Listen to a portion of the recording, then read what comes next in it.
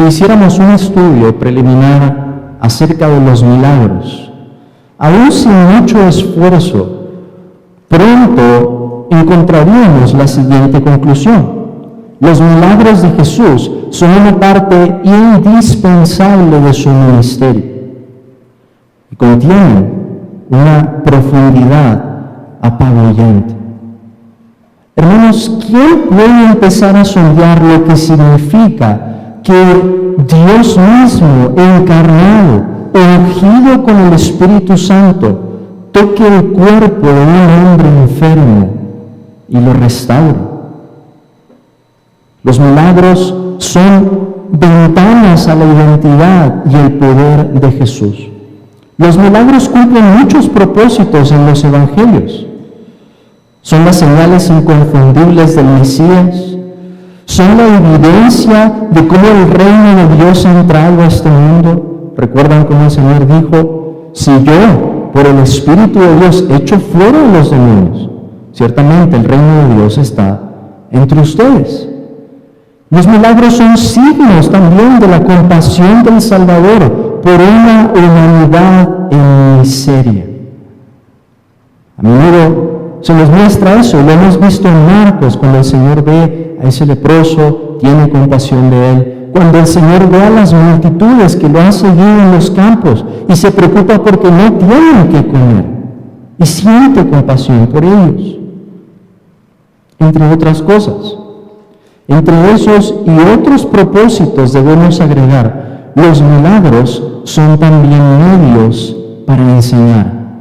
Los milagros tienen un propósito didáctico, son un vehículo de instrucción. Ya habíamos observado algo de esto al considerar la sanidad del sordomudo en Marcos capítulo 7. Aquel milagro, vimos, era un símbolo de la condición espiritual de los fariseos y en una medida también de los discípulos. ¿Se acuerdan cómo el Señor les dice: teniendo ojos no veis y teniendo oídos no oís? Si aquel milagro nos mostró que los discípulos tenían los sentidos espirituales anestesiados, este milagro, el del ciego sanado, nos muestra que su entendimiento sería abierto de una manera gradual. El milagro que estamos considerando es único en Marcos, o sea, no está entre los otros evangelios, pero además es único en otro sentido. ¿Qué otro milagro hay que el Señor haya hecho en 2 etapas? Ninguno. No hay otro milagro así. Todos habían sido hechos de inmediato. Y ahorita vamos a pensar más en eso. Pero ese carácter gradual en el milagro no se debe a una imperfección. No hay imperfección en el poder de Dios para sanar.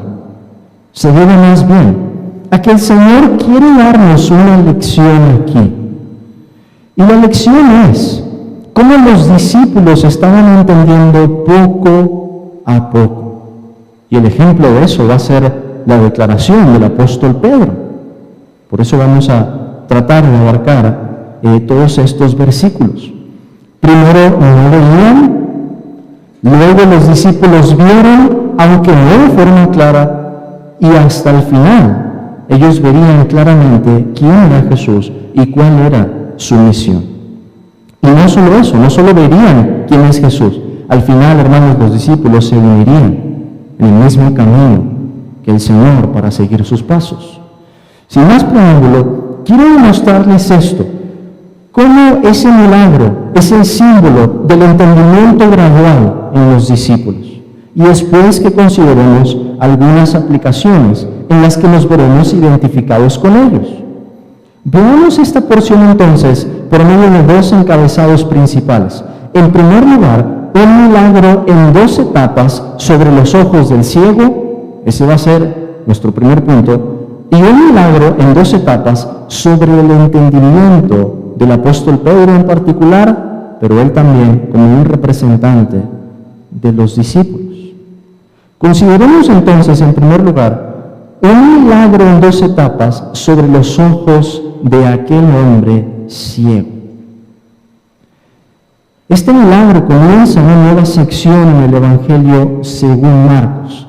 Una sección en la que el camino hacia Jerusalén cobra mucha importancia. Esta parte, hermanos, comienza con la sanidad de un ciego y vean cómo termina. Vayan al capítulo 10, versículo 46 al 52. ¿Y a quién encontramos allí? A otro ciego, a Bartimeo. En este caso, tiene un nombre. La sección comienza con la sanidad de un ciego y termina con la sanidad de otro ciego. Es una nueva sección o parte en el Evangelio según Marcos. Y esa sanidad no va a ser en 2 etapas. Bartimeo va a quedar sanado de inmediato. En esta parte del Evangelio, entre estos 2 milagros, el primer ciego y el segundo ciego, vemos un énfasis en el sufrimiento que Cristo padecería, así como la falta de entendimiento por parte de los discípulos. En el principio del Evangelio, en esos primeros 8 capítulos, vemos cómo los milagros se apilan, se acumulan uno tras otro. Pero ¿qué es lo que pasa cuando llegamos a esta sección? Tan solo hay 3 milagros: la sanidad de un ciego, una expulsión de un demonio y la sanidad de otro ciego. De la misma forma, encontramos 3 declaraciones que tienen que ver con la muerte de Cristo. Jesús anuncia 3 veces su muerte.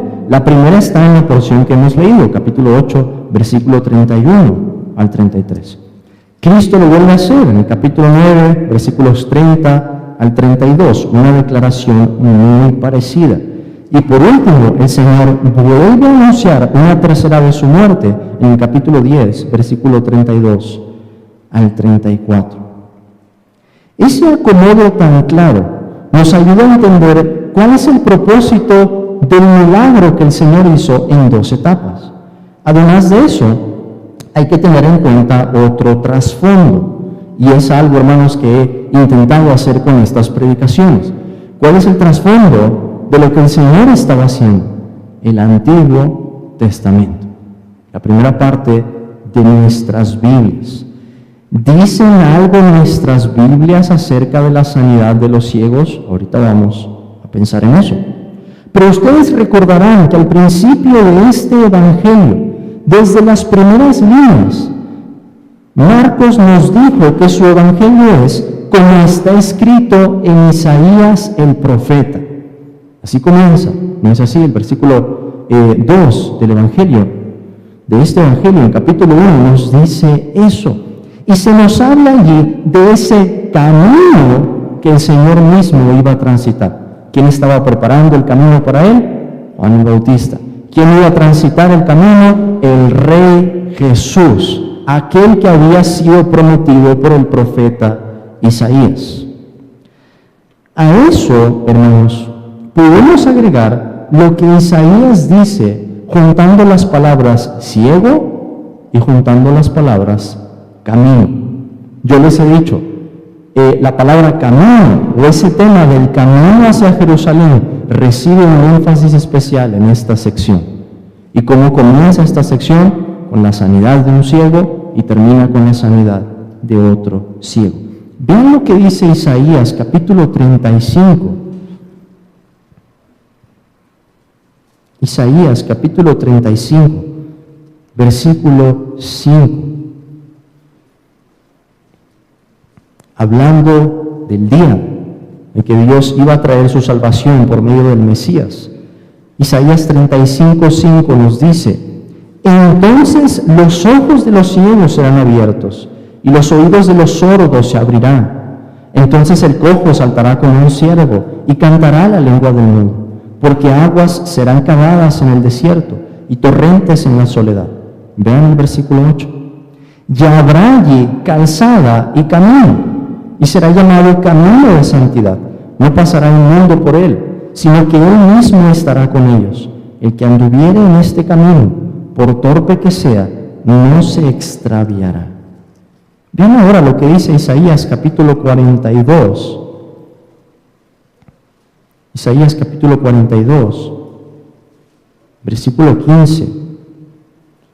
En uno de los cánticos del siervo del Señor se nos dice: convertiré en soledad montes y collados, haré secar toda su hierba, los ríos tornaré en islas y secaré los estanques, y guiaré a los ciegos por camino que no sabían, les haré andar por sendas que no habían conocido.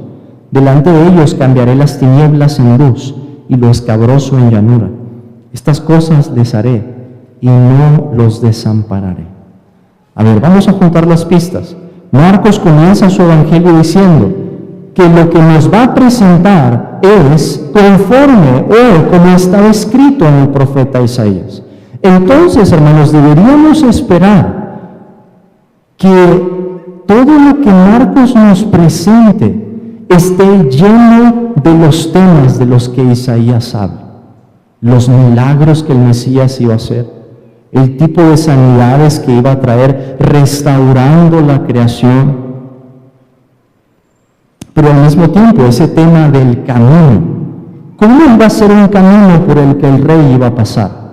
Pero según Jesús nos va a enseñar en esta porción, un camino que incluye el sufrimiento. Algo que también Isaías había dicho.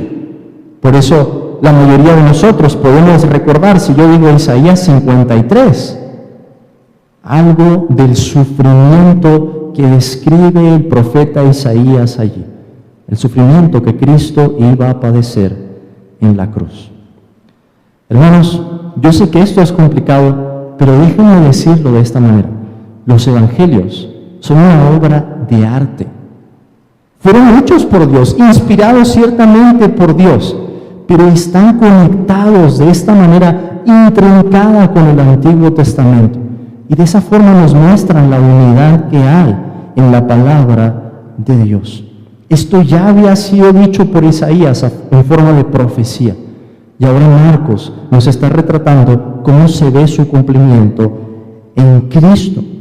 Con todo eso en mente, tenemos ahora un mejor panorama para pensar en el ciego de Betsaida. ¿Y por qué sería tan importante este milagro como nos es presentado en 2 etapas?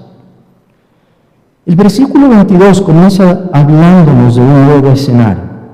Esta otra ciudad, Betsaida, a la que el Señor y los discípulos se trasladan, después de aquella reprensión que recibieron en la barca los discípulos.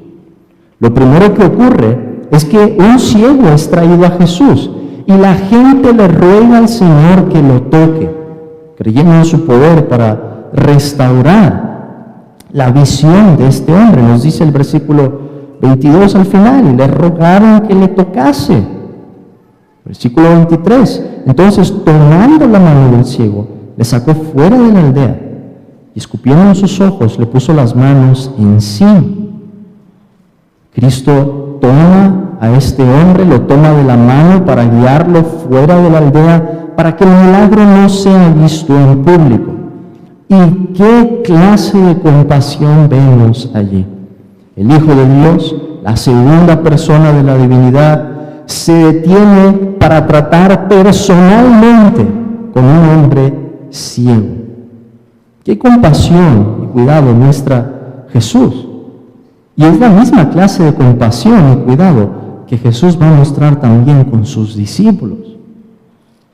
Los medios terapéuticos de Jesús resultan misteriosos, como lo habíamos visto en la sanidad del sordomudo, saliva en los ojos del ciego y una imposición de manos.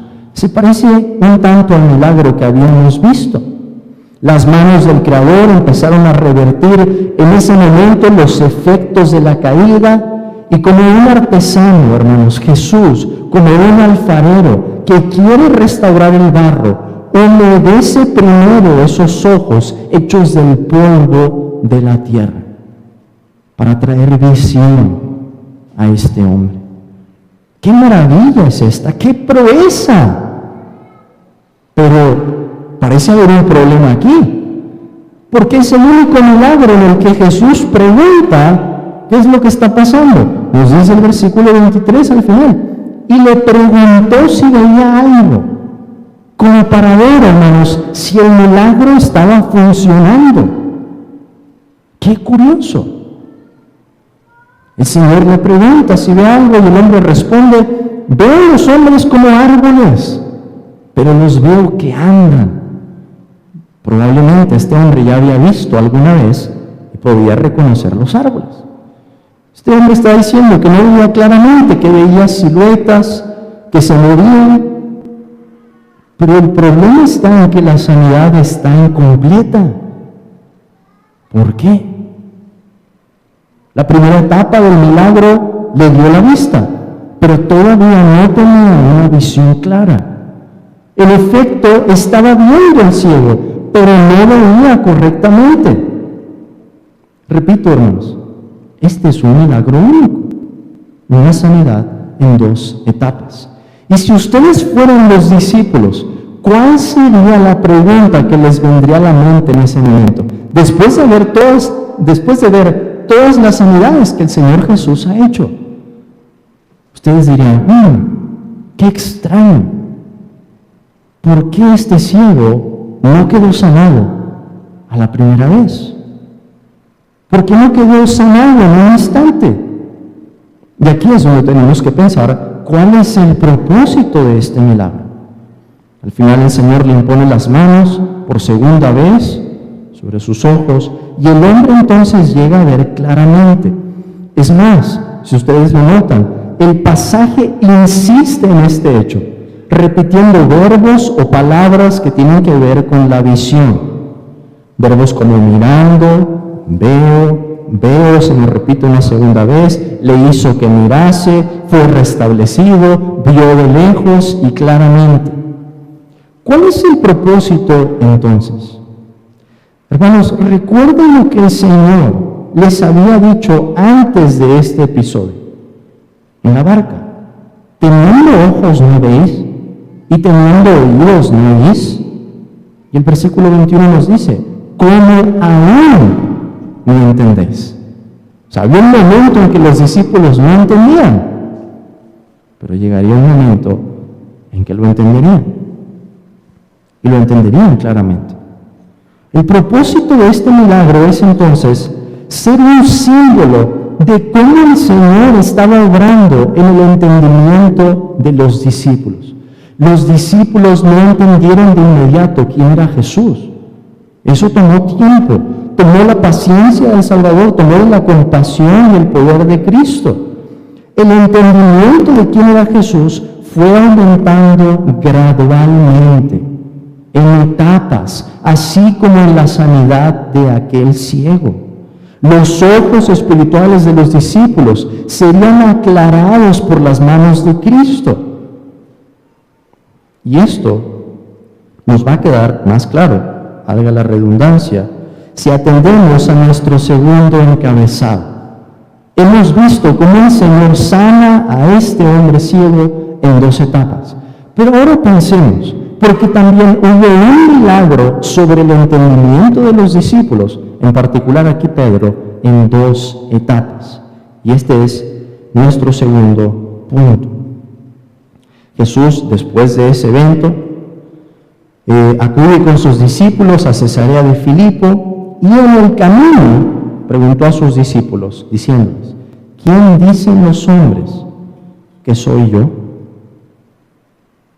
Jesús, hermanos, estaba seguro de su propia identidad, pero el Señor quería cuestionar a sus discípulos. Era el momento de reflexionar, después de haber visto la cantidad de milagros que habían visto y esta sanidad en 2 etapas, era el momento de pausar y preguntar: ¿quién dicen los hombres que soy yo?, dijo el Señor. La gente tenía diferentes respuestas y los discípulos las repiten en ese momento. Unos decían Juan el Bautista, otros decían que era Elías, u otros decían que era alguno de los profetas. Jesús estaba siendo identificado como profeta, y eso es en parte verdad. Lo vimos en el capítulo 6. El Señor acepta que tiene un oficio profético, o mejor dicho, el oficio profético por excelencia. Pero esa respuesta en realidad se quedaba muy corta de su identidad. Y por eso el Señor ahora pregunta directamente, versículo 29, ¿y vosotros ¿quién decís que soy? Ya no la gente, ya no qué dicen otros de mí, sino que Jesús está preguntando, ¿y ustedes qué es lo que dicen? Pedro tenía la respuesta correcta. Y en esto se demuestra como el representante de los 12. Pedro responde, tú eres el Cristo. Tú eres el Cristo. Esa era, hermanos, la verdadera identidad de Jesús. Recuerdan que Marcos comenzó su evangelio de esa manera. Principio del evangelio de Jesucristo. Jesús, el Mesías, el ungido. Y ahora Pedro lo está reconociendo.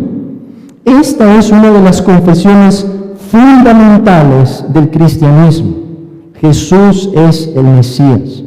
Cristo es la palabra griega o la transliteración de la palabra griega para decir ungido, y Mesías es la palabra proveniente del hebreo, pero significan exactamente lo mismo, ungido. Jesús es el ungido de Dios que había sido prometido por Moisés y por los profetas. Jesús es la descendencia prometida a Eva. Jesús es el mayor Noé que nos ofrece descanso en una nueva creación. Jesús es el que viene a bendecir a todas las naciones según la promesa a Abraham. Jesús es el que cumple la ley dada a Moisés y recibe la maldición en nuestro lugar. Y Jesús es el Hijo prometido a David, que tiene el trono para siempre. Pedro dijo una gran verdad, pero la pregunta es, ¿entendía bien lo que estaba diciendo?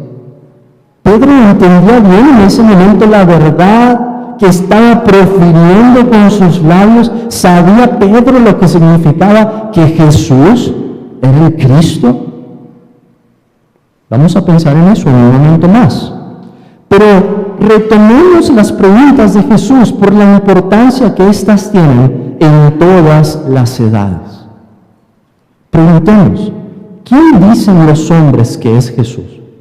El mundo tiene respuestas muy diferentes, respuestas que son contradictorias. Si le preguntáramos a un judío en este momento, ¿quién dices que es Jesús? Quizás algunos podrían reconocer que hizo milagros. Quizás algunos podrían reconocer que lo que Jesús enseñó estaba en conformidad con la Torá, con la ley. Pero ninguno de ellos se atrevería a confesar que Jesús es el Mesías. Si le preguntáramos a los musulmanes en este momento, responderían que Isa o Jesús fue un profeta de Alá, pero un profeta que estaba por debajo de Mahoma, un profeta inferior a Mahoma. Los hinduistas se atreverían a reconocerlo como maestro e incluso como una deidad, siempre y cuando pudieran colocarla junto a todos sus otros dioses. ¿Qué nos dirán los mormones? Que Jesús es hermano de Satanás. Y los testigos de Jehová nos explicarían que Jesús es un Dios, pero que no es el Dios verdadero. Pero ¿cuál sería tu respuesta? Eso es lo que otra gente piensa acerca de Jesús. Pero si Jesús te preguntara a ti directamente, ¿quién decís que soy? ¿Qué le responderías al Señor? ¿Le dirías acaso, Jesús, para mí tú eres un hombre iluminado, un modelo político, una leyenda, un mito? ¿Cuál sería tu respuesta? ¿Te unirías a la confesión de Pedro para reconocer que Jesús es el Mesías prometido por Dios? Esa es la respuesta correcta. Pero para que alguien pueda confesar esto, se necesita un milagro sobre el entendimiento, una luz sobrenatural para reconocer la identidad de Jesús. Y eso fue lo que recibió Pedro para responder de esa manera. Un conocimiento que se obtiene por la iluminación del Espíritu Santo. Por eso en el Evangelio según Mateo, ¿qué es lo que le dice el Señor a Pedro? Pedro, esto no te lo ha revelado carne ni sangre, sino mi Padre que está en los cielos. Somos responsables de estudiar las Escrituras para conocer quién es Jesús verdaderamente, pero es solo Dios el que por medio de su palabra revela al pecador esta verdad. A otros simplemente no les ha resplandecido. Todavía no han sido tocados por las benditas manos del Salvador para recibir esta clase de visión, de vista. Por otro lado, hermanos, en esto se muestra la primera etapa del milagro sobre el entendimiento de Pedro. Él reconocía que Jesús era el Cristo, pero vuelvo a preguntar, ¿entendió bien Pedro lo que estaba diciendo en ese momento? Veamos el resto del pasaje para responder esto. En el versículo 30 el Señor les dice que no digan esto de Él a ninguno. Hay un misterio. La gente no estaba lista todavía para recibir esta verdad. Había una distorsión en el entendimiento de las multitudes. Pero en segundo lugar, lo que el Señor hace inmediatamente después de escuchar esto, versículo 31, y comenzó a enseñarles que le era necesario al Hijo del Hombre padecer mucho y ser desechado por los ancianos, por los principales sacerdotes y por los escribas, y ser muerto y resucitar después de 3 días. En cuanto Pedro reconoce la identidad de Jesús, el Señor inmediatamente comienza a enseñar algo que no habíamos oído en este Evangelio hasta este punto, hermanos. La muerte de Jesús. La muerte de Jesús. Jesús habla de ser desechado por las autoridades en Israel. Jesús habla de morir y ser resucitado. Pero ¿cómo es eso posible? El mismo que hemos visto en los primeros 8 capítulos, expulsando demonios, perdonando pecados, enseñando con autoridad, limpiando la inmundicia de los leprosos, levantando a los muertos como la hija de Jairo, deteniendo las tormentas. Él mismo es el que va a morir. Es lo que el Señor les estaba diciendo. ¿Cómo esas dos cosas pueden ser verdad? ¿Cómo es que podemos ver al Rey triunfante en los primeros 8 capítulos para después escuchar que el Rey va a morir? De hecho, Jesús hace referencia al Hijo del Hombre, el título que se utiliza en Daniel capítulo 7 para referirse a esa figura misteriosa que recibe de la mano del anciano de días dominio, poder, gloria, que recibe el reino eterno. El mismo que es coronado de gloria y de honra, el Señor nos está diciendo, es el que tenía que ser desechado y padecer y morir. El Rey de gloria se humillaría hasta lo sumo como el siervo sufriente. Y ese es el retrato de Isaías, hermanos. Rey triunfante y siervo sufriente. Cristo lo está cumpliendo. Jesús revela que el camino a la gloria es el camino de la cruz. Y esto, nos dice el Señor, era necesario. Es decir, ese es el plan de Dios. Por supuesto, es algo difícil de entender. Pedro comprendía una parte de esto, pero no la otra parte. Pedro comprendía la parte de la gloria, la parte de los milagros. Por supuesto que este es el Cristo. Vean los milagros que Él está haciendo. Pero cuando escuchó eso de morir, Él no entendía cómo eso encajaba en el plan de Dios. Por eso vemos que Pedro se lleva al Señor aparte e intenta reconvenirlo. Nos dice el versículo 32, comenzó a reconvenirle. Y la palabra en griego que se utiliza, hermanos, es la misma que está en el versículo 33, cuando se nos dice que el Señor reprendió a Pedro. Una palabra que puede traducirse de varias maneras, pero es un verbo fuerte. Jesús ha utilizado esa palabra, o Marcos, hablándonos acerca de Cristo, para mostrar la autoridad que Jesús tiene al reprender demonios, por ejemplo, la misma palabra, reprender. O así como el Señor reprende al viento y al mar. ¿Qué nos dice esto? Nos habla de que la manera en la que Pedro se estaba oponiendo a lo que Jesús dijo era fuerte. Pedro quería convencer de forma insistente, pero Pedro se estaba oponiendo al plan de Dios. Ya me puedo imaginar esa conversación, sin ánimo de ser irreverente. Maestro, ¿cómo crees? Yo tengo un mejor plan. No necesitas morir para traer el reino. Podemos hacer una campaña de publicidad con los milagros y con una demostración pública. En un momento los vas a convencer a todos de que tú eres el rey esperado. Al final nosotros reinaremos contigo, sin violencia, sin dolor. Todos vamos a salir ilesos y el gozo perpetuo que prometió Isaías será sobre nuestras cabezas. Es por eso, hermanos, que la respuesta de Jesús es tan enfática.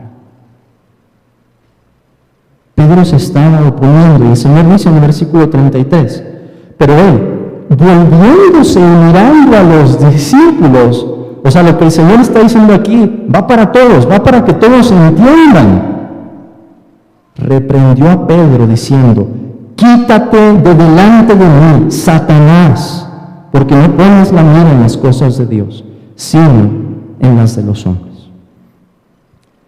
¿Qué es lo que el Señor está diciendo? Pedro estaba siendo inspirado en ese momento por el diablo, y lo que proponía era un esquema diabólico, lo mismo que el diablo había propuesto en la tentación, según Mateo y según Lucas: la gloria sin la cruz, la corona sin el sufrimiento.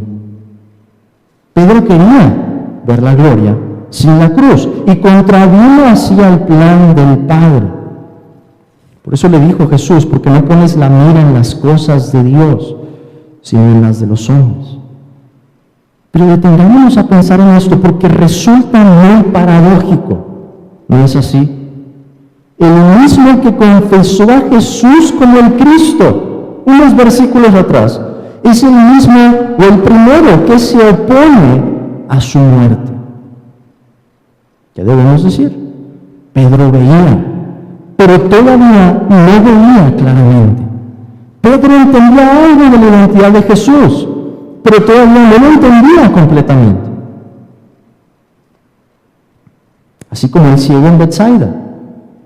Pero un día Pedro vería con claridad y lo seguiría, incluso sufriendo también él una muerte de cruz. ¿Qué podemos tomar como aplicación de esto para aprender de este episodio? En primer lugar, hermanos, insisto en que el verdadero Cristo es a la vez el Rey triunfante, es el guerrero del Señor, pero es también el siervo sufriente. Y no podemos quitar ninguna de esas dos partes.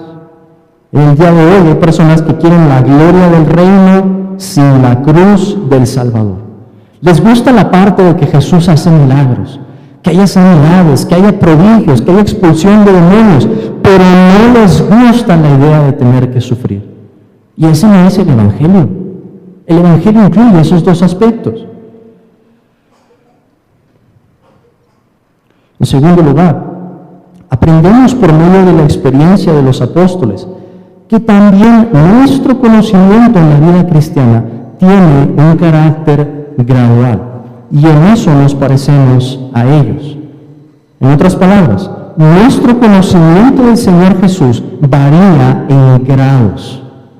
No tenemos el mismo conocimiento que cuando empezamos la vida cristiana, 5 o 10 o 20 años después. Es, por así decirlo, una escalera en la que el Señor nos va guiando paso a paso y lo vamos conociendo más y más y vamos corrigiendo nuestro entendimiento. El apóstol Pablo compara esto al desarrollo de una persona. Primero un niño, nos dice en el capítulo 13 de la primera carta a los Corintios, después un adulto. Pablo llegó a conocer las cosas de una manera diferente, llegó a pensar de una manera diferente. Pablo nos dice, ahora, en esta época, en esta era, vemos por espejo, pero llegará un día en el que veremos cara a cara. Y en este sentido, hermanos, hay dos aspectos que debemos reconocer en este conocimiento gradual acerca de nuestro Señor. En primer lugar, debemos reconocer el conocimiento que ya tenemos y el privilegio que eso significa. Si tú puedes confesar que Jesús es el Cristo y entiendes que eso habla tanto de su gloria como de su sufrimiento, regocíjate. Dios te lo ha revelado. Dios te ha dado esa luz sobrenatural para que entiendas quién es Jesús y lo sigas. Pero, en segundo lugar, debemos reconocer también la medida tan pequeña de conocimiento que tenemos de Cristo en comparación con la que podríamos tener. Es decir, es un gran conocimiento si pensamos que es una revelación de Dios. Pero también, en otro sentido, podemos decir, es poco conocimiento comparado al que podríamos tener de nuestro Salvador. Nuestro supremo empeño ha de ser el crecer en la gracia y el conocimiento de nuestro Señor Jesucristo. Esas fueron palabras del apóstol Pedro en una de sus cartas, después de haber entendido esa parte. ¿De cuánta bendición será, hermanos, que nos perdemos por no conocer más a nuestro Salvador? ¿Cuántas cosas habrá por las que nos inquietamos en este momento, nos afanamos? Eventos que nos sacuden, que mueven nuestra vida espiritual, que nos confunden, que nos angustian, por no tener un conocimiento más grande, más maduro, más íntimo de la persona de Cristo. Pensar que Jesús nos aguarda con los brazos abiertos para seguirnos mostrando de sus riquezas infinitas, de gracia, de su amor. ¿Y con qué apatía nos acercamos? ¿Con qué apatía tomamos nuestras Biblias y nos estamos durmiendo y estamos batallando? ¿Con qué pesadez oramos? Como si no fuera el mismo Rey el que nos escucha en ese momento, el que tiene su mano para llevarnos como a ese ciego y está dispuesto a mostrarnos más de su gloria. Pero hermanos, no quiero terminar con una nota de desánimo. Si hay algo que debería animarnos, si hay algo que debería despertarnos de nuestro letargo, es ver la oportunidad que tenemos y el gozo que nos espera de conocer más a Jesús. Él nos ve, Él nos oye, Él nos ama, Él nos trata con esa paciencia, con esa ternura como lo hizo con sus discípulos. ¿No es esto un gran aliciente para buscarlo con más fervor? ¿No podemos unirnos entonces a esas palabras al final de nuestras Biblias con las que la Iglesia dice: amén, ven Señor Jesús? Un día lo veremos y nuestra alma quedará para siempre satisfecha en su presencia. Él volverá a tocar nuestros ojos para que podamos contemplarlo entonces con un entendimiento glorificado y con un amor que sea perfecto. Y si tú estás aquí y te ves a ti mismo muy ajeno de lo que estoy diciendo, ¿por qué no le pides al Señor Jesús que toque los ojos de tu entendimiento como tocó los ojos de aquel ciego, para que entonces puedas ver y alabarlo? Amén. Oremos, hermanos.